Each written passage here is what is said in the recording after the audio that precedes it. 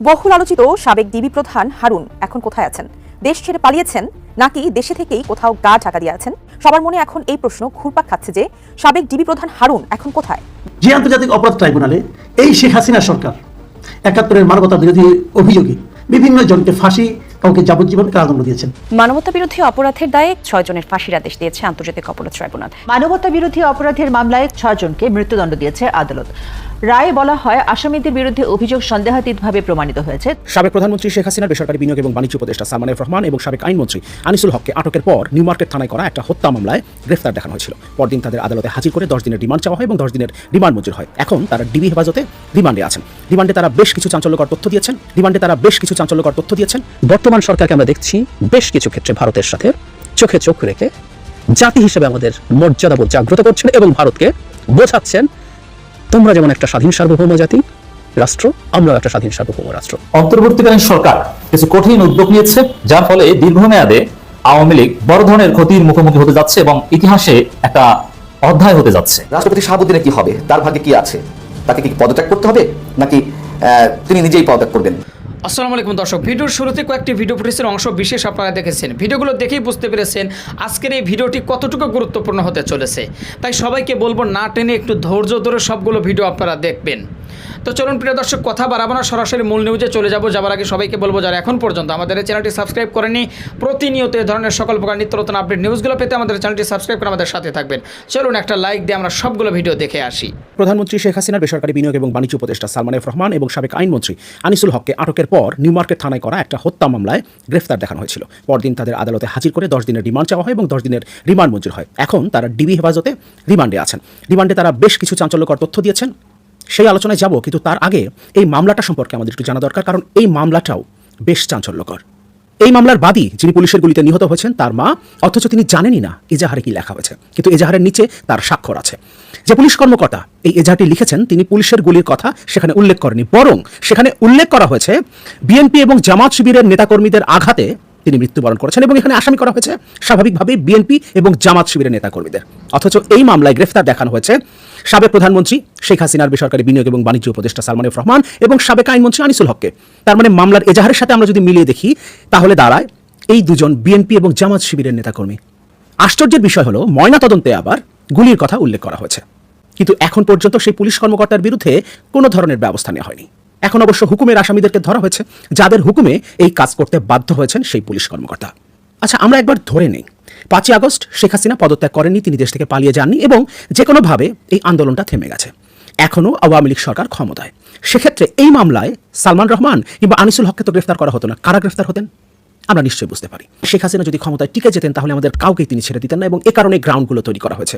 নিজেদের নির্দেশে পুলিশকে দিয়ে গুলি করিয়ে মানুষ হত্যা করে সেই হত্যা মামলার এজাহারে উল্লেখ করা হয়েছে বিএনপি জামাত শিবিরের নেতাকর্মীরা পিটিয়ে হত্যা করেছে। অথচ সেই মামলার বাদী, যিনি নিহত হয়েছেন, তার মা, এবং তিনি বলছেন পুলিশের গুলিতে তার ছেলে মারা গেছে। এটাই ছিল শেখ হাসিনার শাসনামল। অথচ এই মামলায় এখন গ্রেফতার করা হয়েছে সালমান এফ রহমান এবং আনিসুল হককে, এবং তারা এই মামলার রিমান্ডে যে তথ্য দিচ্ছেন তাতে পরিষ্কার হচ্ছে যে হত্যাকাণ্ড ঘটেছে পুরো জুলাই মাস জুড়ে এবং 5 আগস্ট পর্যন্ত তার নির্দেশদাতা স্বয়ং বাংলাদেশের সাবেক প্রধানমন্ত্রী, স্বরাষ্ট্রমন্ত্রী এবং সেতুমন্ত্রী, যিনি সরকারি দলের সাধারণ সম্পাদক। আমরা একটু দেখি কি কি চাঞ্চল্যকর তথ্য দিলেন সালমান এফ রহমান এবং আনিসুল হক ডিবির রিমান্ডে। যুগান্তরের রিপোর্ট, রিমান্ডে চাঞ্চল্যকর তথ্য দিচ্ছেন সালমান ও আনিসুল। সাবেক প্রধানমন্ত্রী শেখ হাসিনার উপদেষ্টা সালমান এফ রহমান এবং সাবেক আইনমন্ত্রী আনিসুল হকের নাম কেবল হত্যাকাণ্ডের সঙ্গেই সংশ্লিষ্ট নয়, প্রতিপক্ষকে ঘায়েল করতে রাষ্ট্রযন্ত্রকে চরমভাবে অপব্যবহারও করেছিলেন তারা। পাশাপাশি ভয়াবহ আর্থিক কেলেঙ্কারির সঙ্গে প্রত্যক্ষ বা পরোক্ষভাবে জড়িত ছিলেন সালমান। তাই রিমান্ডে হত্যা মামলার পাশাপাশি দেশের সার্বিক অর্থনীতির মন্দা অবস্থা সৃষ্টি করা সহ বিগত সরকারের অপকর্ম ও দুর্নীতি সহ নানা বিষয়ে জিজ্ঞাসাবাদ করা হচ্ছে। তারা দিচ্ছেন অজানা অনেক চাঞ্চল্যকর তথ্য। এসব তথ্যের ভিত্তিতে তাদের বিরুদ্ধে আরও একাধিক মামলা করার চিন্তা করছে সরকারের সংশ্লিষ্টরা। পুলিশের পাশাপাশি সংশ্লিষ্ট কয়েকটি মামলা তদন্ত করবে দুর্নীতি দমন কমিশন। ঢাকা মেট্রোপলিটন পুলিশের উচ্চ পর্যায়ের একাধিক সূত্র যুগান্তরকে এসব তথ্য নিশ্চিত করেছেন। তারা এখন ডিবি হেফাজতে আছেন। যে মামলায় তারা রিমান্ডে আছেন, ওই মামলায় কোনো আসামির নাম নেই, তবে অজ্ঞাতনামা হিসেবে বিএনপি ও জামাত শিবির নেতাকর্মীকে আসামি করা হয়েছে। রিমান্ডের প্রথম দিনের জিজ্ঞাসাবাদে তারা দেশে অনাকাঙ্ক্ষিত পরিস্থিতি তৈরির জন্য সাবেক স্বরাষ্ট্রমন্ত্রী আসাদুজ্জামান খান কামাল ও আওয়ামী লীগের সাধারণ সম্পাদক সাবেক সড়ক পরিবহন ও সেতুমন্ত্রী ওবায়দুল কাদেরকে দায়ী করেন। গ্রেফতারকৃতদের অপরাধ শুধু পুলিশ কেসের মধ্যে সীমাবদ্ধ নয়, শেয়ার বাজার সহ অনেক অর্থনৈতিক কেলেঙ্কারিতে জড়িত সালমান এফ রহমান, সরকারের অনেক অপকর্মকে আইনি বৈধতা দেওয়ার ক্ষেত্রে বড় ভূমিকা রেখেছেন আনিসুল হক। তাই তাদের জিজ্ঞাসাবাদের ক্ষেত্রে হত্যা মামলার পাশাপাশি অর্থনৈতিক ও আইনগত বিষয়কে গুরুত্ব দেওয়া হচ্ছে। সূত্র আরও জানায়, যে মামলায় সালমান এফ রহমান এবং আনিসুল হককে গ্রেফতার করা হয়েছে সেই মামলার ভিকটিম গুলিতে মারা গেছেন, অথচ এজাহারে বলা হয়েছে কোটা বিরোধী জামাত শিবির এবং বিএনপি নেতাকর্মীদের এলোপাথারি আঘাতে ভিকটিম শাহজাহান মারা গেছেন। মামলায় কেন মিথ্যাচার করা হয়েছে সেই বিষয় নিয়েও তাদের জিজ্ঞাসাবাদ করা হচ্ছে। যে মামলায় তাদের গ্রেফতার করা হয়েছে সেই মামলার বাদী নিহত শাহজাহান আলীর মা আয়েশা বেগম। মামলার এজাহারে তিনি বলেন, আমার ছেলে শাহজাহান আলী নিউ মার্কেট এলাকার বলাকা সিনেমা হলের গলির মুখে পাপোশের দোকানে কাজ করত। প্রতিদিনের মতো গত 16 জুলাই সকাল 9টার দিকে তার দোকানে কাজ করতে যায়। বিকাল 6টার দিকে অজ্ঞাত এক ব্যক্তি আমাকে ফোনে জানায় আমার ছেলে শাহজাহান আলী গুরুতর অসুস্থ অবস্থায় ধানমন্ডি পপুলার হাসপাতালে ভর্তি আছেন। আমি সেখানে যাওয়ার পর জানতে পারি ছেলেকে উন্নত চিকিৎসার জন্য ঢাকা মেডিকেল কলেজ হাসপাতালে পাঠানো হয়েছে। আমি ঢামেক হাসপাতালের মর্গে গিয়ে ছেলের মৃতদেহ শনাক্ত করি। পরে জানতে পারি 16 জুলাই আনুমানিক সন্ধ্যা 5:45টার দিকে কোটা বিরোধীদের মাধ্যমে গুরুতর জখমপ্রাপ্ত হয়ে নিউ মার্কেট থানাধীন টিটি কলেজের সামনের রাস্তায় পড়েছিল। জামাত শিবির ও বিএনপির অজ্ঞাতনামা আসামিরা লোহার রড, লাঠিসোঁটা ইত্যাদি দিয়ে আমার ছেলের মাথাসহ শরীরের বিভিন্ন স্থানে আঘাত করে। এই মামলার বিষয়ে বাদী আয়েশা বেগম যুগান্তরকে বলেন, আমার ছেলে পুলিশের গুলিতে মারা গেছেন। আমরা গরিব মানুষ, লেখাপড়া জানি না। থানায় গিয়েছিলাম ন্যায় বিচারের জন্য। মামলার এজাহার আমরা লিখিনি, ওটা পুলিশ লিখেছে। পড়ালেখা না জানলেও স্বাক্ষর করতে পারি। পুলিশ এজাহার লেখার পর কেবল স্বাক্ষর দিতে বলেছে, তাই এজাহারে স্বাক্ষর করেছি। একদিকে যেমন ছেলে হত্যার ন্যায় বিচার চাই, তেমনি যেসব পুলিশ অফিসার মিথ্যা এজাহার লেখার সঙ্গে জড়িত তাদের বিচার দাবি করছি। আমি মামলার যে এজাহারটা পড়লাম সেখানে মনে হচ্ছিল আয়েশা বেগম এই কথাগুলো বলছেন, কিন্তু বাস্তবতা হলো এটা লিখেছেন একজন পুলিশ কর্মকর্তা। আয়েশা বেগম কেবলমাত্র নিচে স্বাক্ষর করেছেন এবং সেখানে কি লেখা আছে সেটা আয়েশা বেগমকে বলা হয়নি। অথচ আয়েশা বেগম নিজে জানতেন এবং পুলিশের ময়নাতদন্ত বলছে গুলিতে মৃত্যু হয়েছে শাহজাহান আলীর। অথচ এভাবে এজাহার সাজানো হয়েছে এবং আমরা জানি এভাবেই এজাহারগুলো সাজানো হয় এবং সেখানে বিরোধীদের টার্গেট করে করে গ্রেফতার করা হয় এবং গ্রেফতারের একটা আতঙ্ক ছড়িয়ে দেওয়া হয় এবং এই গ্রেফতার নিয়ে এক ধরনের বাণিজ্য পর্যন্ত শুরু হয়। জানতে চাইলে নিউ মার্কেট থানার ওসি আমিনুল ইসলাম যুগান্তরকে বলেন, ভিকটিম শাহজাহান গুলিতেই মারা গেছেন। তার মাথায় গুলির ছিদ্র ছিল। সেখান থেকে পিলেট উদ্ধার করা হয়েছে। শরীরের অন্যান্য স্থানে আঘাতের চিহ্ন দেখা যায়নি। এভাবেই সুরতহাল প্রতিবেদন তৈরি করা হয়েছে। পরবর্তী সময় আমরা ঘটনাস্থল থেকে সিসিটিভির ফুটেজও সংগ্রহ করেছি, কারণ ক্ষমতার পালাবদল হয়ে গেছে। এক্ষেত্রে যে পুলিশ সদস্য এই ভুল করেছিলেন তার বিরুদ্ধে যথাযথ ব্যবস্থা নেওয়া হবে। এক প্রশ্নের জবাবে তিনি বলেন, শাহজাহান হত্যা মামলায় সালমান এফ রহমান এবং আনিসুল হককে ব্যাপক জিজ্ঞাসাবাদ করা হচ্ছে। জিজ্ঞাসাবাদে আমি ছাড়াও তদন্ত কর্মকর্তা ও ডিবির সংশ্লিষ্ট কর্মকর্তারা সংযুক্ত আছেন। জিজ্ঞাসাবাদে যেসব তথ্য বেরিয়ে আসছে তদন্তের স্বার্থে সেগুলি এখনই বলা যাবে না। তবে আমরা ইতোমধ্যেই জানতে পারলাম, যুগান্তর আমাদেরকে যেটা জানালো, আনিসুল হক এবং সালমান এফ রহমান নিজেদেরকে নির্দোষ দাবি করছেন এবং যা ঘটেছে, যে হত্যাকাণ্ড ঘটেছে, যে গণহত্যা ঘটেছে, এর জন্য সাবেক প্রধানমন্ত্রী শেখ হাসিনা, সাবেক স্বরাষ্ট্রমন্ত্রী আসাদুজ্জামান খান কামাল এবং সাবেক সেতুমন্ত্রী এবং আওয়ামী লীগের সাধারণ সম্পাদক ওবায়দুল কাদেরকে দায়ী করেছেন। ইতোমধ্যেই সালমান এফ রহমানের বিরুদ্ধে দুর্নীতি দমন কমিশন তদন্ত করতে শুরু করেছে এবং আনিসুল হকের বিরুদ্ধেও আরও একাধিক মামলার প্রস্তুতি চলছে। কিন্তু মূল বিষয় হলো, রিমান্ডে যেসব চাঞ্চল্যকর তথ্য দিচ্ছেন আনিসুল হক এবং সালমান এফ রহমান, তার ভিত্তিতে যথাযথ তদন্তের মাধ্যমে সাবেক প্রধানমন্ত্রী শেখ হাসিনা, সাবেক স্বরাষ্ট্রমন্ত্রী আসাদুজ্জামান খান কামাল এবং সাবেক সেতুমন্ত্রী এবং আওয়ামী লীগের সাধারণ সম্পাদক ওবায়দুল কাদেরের বিরুদ্ধে মামলা হতে হবে এবং তাদেরকে গ্রেফতার করতে হবে। মোহাম্মদ সাইফুল আলম মাসুদ ওরফে আসালম নামাজ পড়তে পড়তে কপালে দাগ ফেলে দিয়েছেন। তবে শুধুমাত্র তার কপালে দাগ ফেলাননি, জাতির কপালেও দাগ ফেলে দিয়েছে। 1985 সালে ক্ষুদ্র পরিসরে শুরু হয়েছিল এই মানুষটির যে প্রতিষ্ঠানগুলো আছে সেটা যাত্রা। আর আজকের দিনে বাংলাদেশের এমন কোনো সেক্টর নাই যেখানে তাদের দখলদারিত্ব নেই বা ব্যবসা সম্প্রসারিত হয়নি। প্রায় 1,80,000 মানুষের বিশাল একটা পরিবার এই গ্রুপটা। কিন্তু 2017 সালের আগে এই প্রতিষ্ঠানটা বা এই পরিবারটা শুধুমাত্র ব্যবসাকে কাজে লাগিয়ে তারা যে জায়গা তৈরি করেছিল 2017 থেকে 24 এই 7 বছরে এত পরিমাণ দুর্নীতি, লুটপাট, সরকারের প্রশ্রয়ে, বিশেষ করে বাংলাদেশের সবচেয়ে বড় ব্যাংকিং খাত, the heart of Bangladesh bank sector যেটাকে বলা হয় থাকে, ইসলামী ব্যাংকটাকে লুটে পুটে বউ, জামাই, ছেলে, কন্যা নামে বেনামে প্রায় 50,000 কোটি টাকা তারা এই ব্যাংকটা থেকে বের করে নিয়েছে। আর এটার পেছনে অবশ্যই বাংলাদেশ আওয়ামী লীগ সরকারের অনেক উপর মহলের মানুষরা কানেক্টেড। শকুনের নজর তখনই পড়ছিল, তবে প্রত্যেককেই আয়নাঘরে বন্দী করা হোক। দর্শক, আজকের ভিডিওতে আমরা আসালম গ্রুপের বেশ কিছু কর্মকাণ্ডের তথ্য আপনাদের সামনে প্রকাশ করতে যাচ্ছি। আজকে অনেকে দেখেছেন যে গত 2 দিন যাবত আমরা দেখছি যে আসালম group, even Salman F Rahman, এই দুই খেকো, সালমান এফ রহমানের কাছে 36,000 কোটি টাকা এরা রাষ্ট্রীয় ঋণ রাখা হয়েছে, মানে ব্যাংকগুলো থেকে এরা খাওয়া ফেলছে। আর পাশাপাশি আসালম খাইছে কত? 50,000। তাহলে চিন্তা করেন এই দুইটা মানুষ, তাদের মতন আরো কত রাঘব বল, বেনজির, আরো কতজন এরকম আছে, পুরো রাষ্ট্রটাকে এরা কলাপস করছে। তবে এই আসালম বা সালমানদের চলাফেরা শুধুমাত্র আওয়ামী লীগ সরকারের সাথেই নয়, যখন যেই সরকার আসে তারা কিন্তু সেই সরকারের সাথে সেটেলমেন্ট করে, তারা তাদের এই ব্যবসাকে পরিচালনা করে। আসুন আমরা তথ্য দেখছি যে কিভাবে কি করলো। সাল 2017, ওই বছর বাংলাদেশ সরকারের রাজনৈতিক সিদ্ধান্তে ইসলামী ব্যাংকে জামায়াত মুক্ত করার নামে বেসিক্যালি এই ব্যাংকটাকে দখল করা হয়। আর এরপর 7.5 বছরে নামে বেনামে ব্যাংকটি থেকে প্রায় 50,000 কোটি টাকা বের করে নিয়েছে আসালম গ্রুপ এবং তার স্বার্থ সংশ্লিষ্ট রাজশাহীর নাবিল গ্রুপ। এই অর্থ ব্যাংকটির মোট ঋণের 1/3, মানে ইসলামী ব্যাংক যে পরিমাণ ঋণ দিয়েছে তার 3/1 তারাই খাইছে। আর এই টাকাগুলো ঋণ দিতে মানা হয়নি কোনো নিয়ম কানুন। ঋণের যে তথ্য পাওয়া গেছে ব্যাংক থেকে পাচার করা অর্থের প্রকৃত পরিমাণ তার চেয়ে আরো বেশি বলে মনে করছেন সংশ্লিষ্ট কর্মকর্তারা। আর এই টাকাটা বের করা হয়েছে আসালাম গ্রুপের চেয়ারম্যান সাইফুল ইসলাম, তার স্ত্রী, মেয়ের স্বামী, আত্মীয় সহ কর্মকর্তা কর্মচারীদের নামে যারা বিশ্বস্ত। ঋণ হিসাবে অর্থ বের করতে তৈরি করা হয়েছিল নতুন নতুন প্রতিষ্ঠান।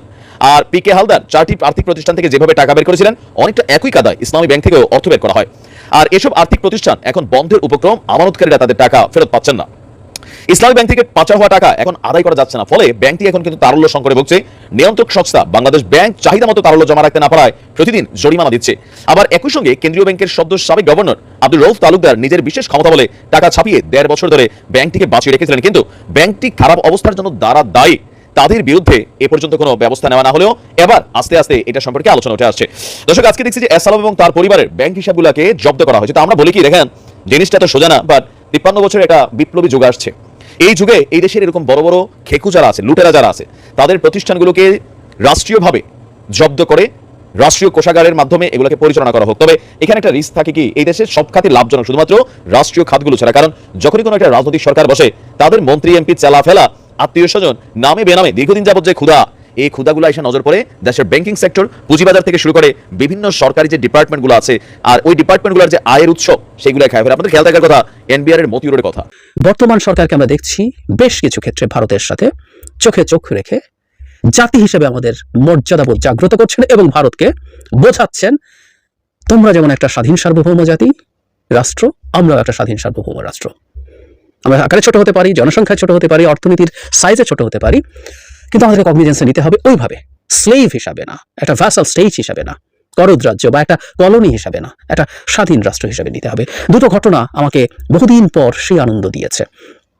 একটা হচ্ছে ভারতের হাই কমিশনার আমাদের পররাষ্ট্র উপদেষ্টার সাথে বসেছেন, সেখানে তিনি বেশ কিছু কথাবার্তা বলেছেন। আমার মনে হয় আমাদের একটু শোনা দরকার, আমাদের অনেকের চোখে পড়েছেও, সেটা আমি একটু জানাই। আমার মনে হয় যে এটা আমাদের এই সম্পর্ক যে নতুন ধরনের রিডিরেকশন হচ্ছে, নতুনভাবে এটা ঠিকঠাক হয়ে উঠছে, অন্তত সেই চেষ্টা অন্তর্বর্তীকালীন সরকারের দিক থেকে আছে, সেটা বুঝবো। দুজনের বৈঠকের পর একটা পররাষ্ট্র মন্ত্রণালয়ের সংবাদ বিজ্ঞপ্তি দেওয়া হয়েছে, ওখানে বলা হয়েছে পররাষ্ট্র উপদেষ্টা উল্লেখ করেন দ্বিপক্ষীয় সম্পর্ক উন্নয়নে বাংলাদেশ ভারতের সাথে ঘনিষ্ঠভাবে কাজ করতে চায়। আসলে আমরা মনে করি দুটো দেশ ঘনিষ্ঠভাবে কাজ করা উচিত। আগামী দিনে আরো বেশি করে জনগণ কেন্দ্রিক সম্পৃক্ততার উপরে জোর দেন। ভেরি ইন্টারেস্টিং, খুবই রাইটলি আমাদের উপদেষ্টা বলছেন যে জনগণ কেন্দ্রিক যে সম্পৃক্ততা, বাংলাদেশের জনগণের সাথে ভারতের জনগণ, রাষ্ট্রের সাথে রাষ্ট্রের সম্পর্ক হবে। একটা দল বা প্রেসাইজলি বললে একজন স্বৈরাচারী ব্যক্তির সাথে যেরকম সম্পর্ক ভারত করেছিল তা থেকে বেরিয়ে আসার কথা আছে। তারপর তিনি বলছেন বিশেষ করে সীমান্তে হত্যা, তিস্তার পানি বন্টন চুক্তি সম্পাদন ও নিত্য প্রয়োজনীয় পণ্যের সরবরাহ নিশ্চিত করার মতো গুরুত্বপূর্ণ বিষয় জোর দেন পররাষ্ট্র উপদেষ্টা। আমাদের যে কোর দাবিগুলো, আরো অনেক দাবি আছে, নিশ্চয়ই প্রথম বৈঠকেই সব বলবেন না, সেগুলো উল্লেখ করেছেন। খুব ইন্টারেস্টিংলি উনি বলছেন, জনাব তৌহিদ হোসেন, বাংলাদেশের ঘটনাবলী নিয়ে ভারতীয় গণমাধ্যমে খুব বেশি অতিরঞ্জিতভাবে প্রচার চলছে বলে উল্লেখ করেন। সাবেক প্রধানমন্ত্রী শেখ হাসিনার সাম্প্রতিক বক্তব্য প্রসঙ্গে তিনি বলেন, ভারত থেকে আসা ধরনের বক্তব্য দ্বিপক্ষীয় সম্পর্ক উন্নয়নের জন্য সহায়ক নয়। ব্রিলিয়ান্টলি বলেছেন। প্রথমটা দেখুন, বাংলাদেশে এই ঘটনা যখন ঘটলো তখন থেকে ভারতের বিশেষ করে বিজেপি পেট্রোনাইজ, বিজেপির একেবারে মুখপাত্র ধরনের কতগুলো চ্যানেল মানে অকল্পনীয় মিথ্যাচার, অকল্পনীয় রকম অতিরঞ্জিতভাবে, অকল্পনীয় রকম নাটকীয় ঢঙে প্রচার করেছে। বিশেষ করে Republic TV, Republic Bangla, ANI, এই চ্যানেলগুলো। অন্যগুলো কম করেছে তা না, ওদের টোন হয়তো এদের মতো অ্যাগ্রেসিভ ছিল, একটু কমই ছিল, কিন্তু তারাও করেছে। সুতরাং এটাও বাংলাদেশ জানিয়ে দিচ্ছে। খেয়াল করে, এটা একটা নতুন বাংলাদেশ, যেখানে বাংলাদেশের পররাষ্ট্র উপদেষ্টা ভারতকে তার মেসেজ এভাবে জানিয়ে দেয় ক্লিয়ারলি। যেটা সবচেয়ে বেশি আলোচিত, প্রধানমন্ত্রী যে ভারতে বসে বসে এরকম বক্তব্য দিচ্ছেন, সেটা দ্বিপক্ষীয় যে সম্পর্ক উন্নয়নের জন্য সহায়ক নয়। এই জায়গাটা খুব জরুরি। খেয়াল করি আমরা শেখ হাসিনাকে, একটা পতিত স্বৈরাচার, এই পতিত স্বৈরাচার পালিয়ে ভারত গেছেন। ভারতে তার আশ্রয় থাকা নিয়ে আমাদের প্রশ্ন আছে, কারণ যাওয়ার আগের মিড-জুলাই থেকে ক্ষমতাচ্যুতির আগ পর্যন্ত তিনি একটা ম্যাসাকার ঘটিয়েছেন, মানবতা বিরোধী অপরাধ করেছেন। সিরিয়াসলি কয়েকশো মানুষের মৃত্যু, হাজার হাজার মানুষের আহত হওয়া, কয়েকশো মানুষের অন্ধ হওয়া, এই রকম ঘটনা উনি ঘটিয়েছেন এবং পুরো রাষ্ট্রকে একটা বিপদের মুখে ফেলে দিয়ে উনি পালিয়েছেন। শুধু তাই না, এই পুরো সময়টা তিনি যখন ক্ষমতায় ছিলেন, তিনি গুম, বিচার বহির্ভূত হত্যাকাণ্ডের মতো মানবাধিকার বিরোধী অপরাধ, মানবতা বিরোধী অপরাধ করেছেন, যেগুলো তার ইন্টারন্যাশনাল ক্রিমিনাল কোর্টে ট্রায়াল দেওয়া করা সম্ভব। বাংলাদেশে তো তার বিরুদ্ধে কত মামলা হতে পারে, দুর্নীতি দুঃশাসন রিলেটেড মামলা সরিয়েও যদি রাখি। এইরকম একটা বিভৎস মানুষ যে বাংলাদেশ রাষ্ট্রটাকে ধ্বংস করে দিয়েছে, তাকে ভারত আশ্রয় দিয়েছে। এটা ইটসেলফ ভারতের কাছে আমাদের বিরাট চাপের বিষয় হওয়া দরকার। যদিও শশী থারুর, যিনি বাংলাদেশ বিষয়ে মোটামুটি সেন্সিবল কথা বলেছেন। তিনিও দেখলাম শেখ হাসিনাকে আশ্রয় দেওয়াকে পজিটিভলি নিচ্ছেন, কারণ তার বন্ধু বলছেন, কারণ কংগ্রেসেরও একসময় বন্ধু ছিল। আমরা এটুকুর ডিবেট যদি সরিয়েও রাখি, সেখানে বসে তিনি বিবৃতি দিচ্ছেন বাংলাদেশের ভিতরে এটা করো ওটা করো, এবং বাংলাদেশে যে ম্যাসাকার ঘটিয়ে গেছে সেই ম্যাসাকারের পক্ষে সাফাই গাইছেন। এখনো সারা পৃথিবী দেখলো, সারা পৃথিবী কন্ডেম করলো, সহানুভূতি জানালো। ভারত বাংলাদেশের এই ম্যাসাকার নিয়ে জানালো না, শুধু কিছু হিন্দুর ওপরে কিছু হয়েছে কিনা সেটা নিয়ে তাদের মাথা ব্যথা। এই ম্যাসাকার নিয়ে জানালো, সেই ম্যাসাকার নিয়ে মিথ্যাচার করছেন ভারতে বসে বসে শেখ হাসিনা, আহ্বান জানাচ্ছেন এটা করো ওটা করো। এটা তো হতেই পারে, আমরা ক্ষুব্ধ হয়েছি, এবং আমাদের উপদেষ্টা জানিয়ে দিয়েছেন। অসাধারণ দৃশ্য। বহু বছর পর, ওই যে বললাম আওয়ামী লীগ যাওয়ার পর যখন নিজকে একজন রাষ্ট্রের নাগরিক বলে মনে হয়, আমি আওয়ামী লীগ করি না, কিন্তু আমি একজন রাষ্ট্রের নাগরিক, আমার অনেক টাকা নাই, কারো আরো কম আছে, কারো কিছু নেই, কিন্তু এটা আমার স্বাধীন দেশ, আমি এটা স্টেক হোল্ড করি, এই দেশের মালিকানা আছে আমার, সেই বোধটা ঠিক একই রকম। এই উক্তিগুলো সেই রকম একটা অনুভূতি দিচ্ছে। আমি আরেকটা উক্তি যোগ করতে চাই। আমার প্রিয় দর্শক শ্রোতা, যে ভিডিওগুলো নিয়ে আজকে আপনাদের সম্মুখে হাজির হয়েছিলাম, সেই ভিডিওগুলো কিন্তু ইতিমধ্যেই আপনারা দেখে ফেলেছেন এবং সকলের কথাগুলো শুনে ফেলেছেন। তো অবশ্যই এবার আপনাদের মূল্যবান মতামত জানানোর পালা। আপনাদের কি মনে হয়, কি জানলেন বুঝলেন এই ভিডিও থেকে, সেটা অবশ্যই এখন আপনারা এই ভিডিওর কমেন্ট বক্সে আপনাদের মূল্যবান মতামত জানিয়ে দিন। আর হ্যাঁ, সবাইকে বলবো আমাদের এই চ্যানেল কিন্তু প্রতিনিয়ত এই ধরনের সকল প্রকার নিত্য নতুন আপডেটগুলো আমরা সবসময় দেওয়ার চেষ্টা করি। তো অবশ্যই আপনাদেরকে বলবো, যারা এখনও পর্যন্ত আমাদের এই চ্যানেলটি সাবস্ক্রাইব করেনি, প্রতিনিয়ত এই ধরনের সকল প্রকার নিত্য নতুন আপডেট নিউজগুলো পেতে আমাদের এই চ্যানেলটি সাবস্ক্রাইব করে আমাদের সাথে থাকবেন। আর ইতিমধ্যেই যারা সাবস্ক্রাইব করে দিয়েছেন তাদেরকে অসংখ্য ধন্যবাদ জানিয়ে ভিডিওটি এখানে শেষ করছি। সে পর্যন্ত সকলে ভালো থাকবেন, সুস্থ থাকবেন। আবারও দেখা হবে, কথা হবে নতুন কোনো টপিকে, নতুন কোনো ভিডিও নিয়ে। আল্লাহ হাফেজ।